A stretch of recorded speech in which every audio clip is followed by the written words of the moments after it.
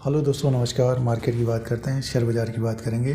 सभी मित्रों को होली की शुभकामनाएं 2025 की। और इस होली में मार्केट गिरावट के साथ कारोबार कर रहा है। निफ्टी इंडेक्स 26,200 से गिर कर 22,000 तक आ गया है और अब थोड़ी बहुत बाइंग देखने को मिल रही है मार्च के महीने में दोस्तों। तो अगले एक साल में काफ़ी उतार चढ़ाव रहने की संभावना रहेगी और इस वीडियो में बात करेंगे जैसे कि बहुत सारी कंपनियों के शेयरों में 15 से 20%, 30%, 40% गिरावट देखने को मिल रही है। जो बड़ी कंपनियां हैं उनमें भी गिरावट देखने को मिल रही है। आप किसी भी कंपनी के शेयर को ले लीजिए। सबसे बड़ी कंपनी रिलायंस की बात करते तो रिलायंस में भी गिरावट है। मार्च के महीने में अपने लो से 100 पॉइंट ऊपर की तरफ आ गया है शेयर। और जो निवेशकों ने ख़रीदारी की है लॉन्ग टर्म से, तो उनको एक तरह से उनका प्रॉफिट कम हुआ होगा, बट शॉर्ट टर्म में जिन्होंने ख़रीदारी की है बोनस शेयर के बाद, तो रिलायंस का स्टॉक नीचे की तरफ है। तो इसके ऊपर ध्यान दें, अगले एक साल में और अच्छा रिटर्न मिल सकता है।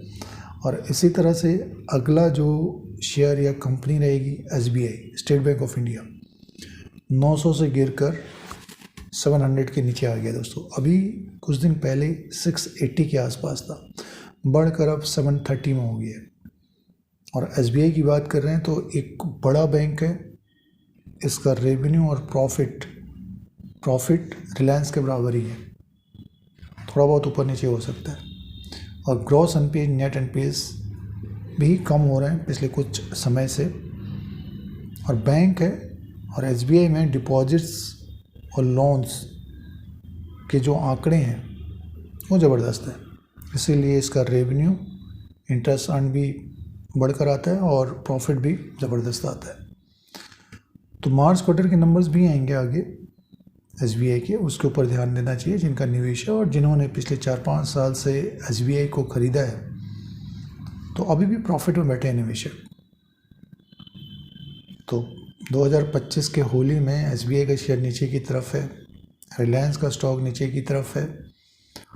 इसी तरह से और कंपनियों के जो बड़ी कंपनियां हैं उनकी शेयरों में भी गिरावट। इसी तरह से Hindustan aeronautics limited, defence sector के लिए जिसका कारोबार है और पिछले 3-4 साल में ज़बरदस्त तेज़ी रही है, 5600 से गिर का स्टॉक 3000 के नीचे तक आ गया है। तो इसमें बड़ी गिरावट देखने को मिली है शॉर्ट टर्म में। लॉन्ग टर्म की बात करते हैं तो निवेशक अभी भी प्रॉफिट में बैठे हैं और कंपनी के द्वारा डिविडेंड भी दिया जाता है दोस्तों। तो आगे आने वाले महीनों में शेयर बाज़ार में टर्नआउट देखने को मिलेगा, तो इसमें भी तेज़ी देखने को मिल सकती है। और जैसे कि शेयर प्राइस 3,200 3,400 के बीच आज के दिन ये कारोबार कर अपने लो के आसपास ही कारोबार हैं, उनका प्रॉफिट कम हो गया होगा जिन्होंने 4-5 साल से अपने पोर्टफोलियो में रखा है। बट जिन्होंने शॉर्ट टर्म में ख़रीदारी की है तो HL का स्टॉक 5600 से गिर कर 3000 तक आ गया, तो वो निवेशक वरीड होंगे। तो निवेशकों को क्या करना चाहिए? अब देखिए, 25,000 के इंडेक्स में अगर HL के शेयर को आपने ख़रीदा है, इंडेक्स आ गया 22,000 में, तो शेयर गिरेगा ही। कितनी भी बड़ी कंपनी हो तो उसमें प्रॉफिट बुकिंग आती है दोस्तों। बियर्स होते हैं, जो बेचने वाले होते हैं, वो एक तरह से ज़्यादा हो जाते हैं और बाई करते हैं तो इकट्ठा ले लेते हैं। तो इकट्ठा जिसने ले लिया, समझे कि 4,000 4500 में जिन्होंने ले लिया, तो स्टॉक अभी 3,400 में, तो वो निवेशक कभी देख रहे होंगे कि कब तक शेयर प्राइस बढ़े तब हम निकलें।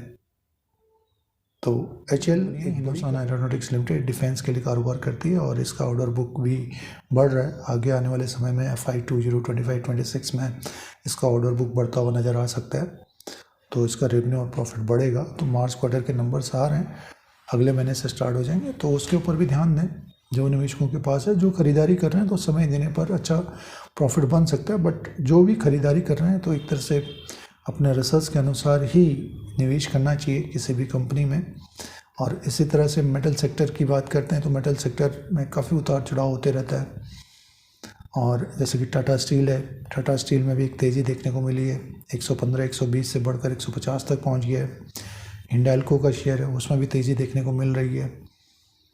और जो निवेशकों ने हाल फिलहाल में निवेश किया तो स्टॉक्स ऊपर की तरफ हैं। और नाल्को का शेयर है, डिविडेंड काफ़ी अच्छा मिलता है, इसी तरह से पावर सेक्टर में अगर आप देखते हैं तो जो डिविडेंड वाले शेयर हैं, PFC है, पावर फाइनेंस कॉर्पोरेशन लिमिटेड है, RSC है, रूरल इलेक्ट्रिफिकेशन कॉर्पोरेशन लिमिटेड, ये पब्लिक सेक्टर कंपनियां हैं। इनमें भी एक तरह से बड़ी गिरावट देखने को मिली है, बट 4-5 साल की बात करते हैं तो निवेशक अभी भी प्रॉफिट में बैठे, उनका प्रॉफिट कम रहा है।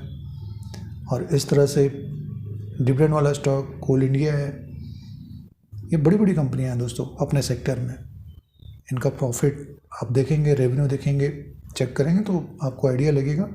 तो रिसर्च करना बहुत ज़रूरी है, कंपनी के बारे में जानकारी रखना ज़रूरी है। तो इस होली में तो ये स्टॉक्स सारे नीचे की तरफ देखने को मिल रहे हैं और बहुत सारी कंपनियां जो डिविडेंड दे रही हैं उनमें एक तरह से तेज़ी देखने को मिल रही है, क्योंकि जो फंड हाउसेस है उनको भी अच्छा परफॉर्म करना होता है। तो जो डिविडेंड देती है कंपनियां उनमें ख़रीदारी आती है, अच्छी कंपनियां जिनका प्रॉफिट बढ़ते रहता है। और डिविडेंड और लाभांश से अलग कमाई होती है, बट समय देना पड़ता है। अगर आप बाज़ार में निवेश कर रहे हैं, आप सोच रहे हैं कि एक हफ्ते के अंदर दुगना हो जाएगा, तो ऐसा तो नहीं होता है।